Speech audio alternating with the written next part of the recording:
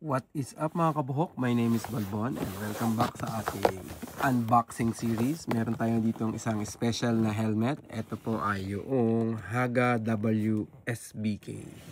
Ayan, ang ganda nito mga boss. Sa mga bagong pasok po, ako po ay Tokyo based. Dito po ako sa Japan. Ayan. Ito pong helmet na to, na design na to na RX-7X, is not the most sought after na colorway.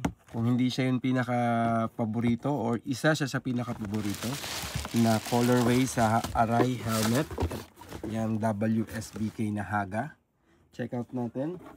Yan. Meron itong maraming klase ng Haga, pero ito na yung isa sa nakita ko na talaga namang pinagkakaguluhan. Last time na lumabas tong design na to ay sa RR4, lumang-lumang modelo na ng Arai. Talaga naman umaabot ng 100,000 mahigit. May mga iba pa na nangolekta.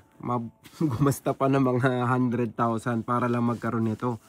Tapos nilabas lang ulit ni Arai sa RX-7X. Ayan. Ito po ay yung Haga WSBK. Thailand. Isa sa may pinaka-paborito at talagang pinagkakaguluhan na kulay. Etong Haga WSBK. Meron din po nitong lumabas na kulay red, yung Haga GP. Kung gusto nyo po, ayan. So, itong Flame series na mga helmet, isa na palagay ko to sa mga holy grail na mga nangangarera or mga MotoGP rider. Pangarap nila. Lagi nila na gusto na magkaroon ng ganitong flame na style.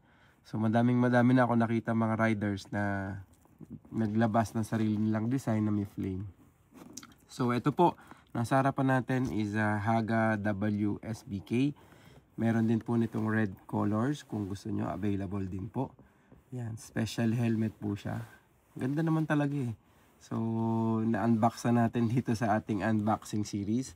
Yan, meron siyang parang tractor sa likod. Ayan.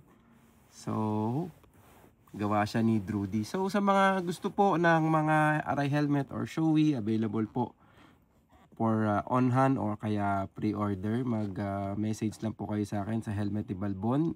Check nyo lang po yung real na legit na Helmet ni Balbon. Ingat po tayo sa mga scammer. At ano pa, spoiler, Pro Shade, kakabitan ko to. So watch out yun na lang po or check nyo na lang po yung aking Facebook para sa kompletong pictures ng accessories nitong Haga WSBK. Ride safe! Peace out! See you on the next!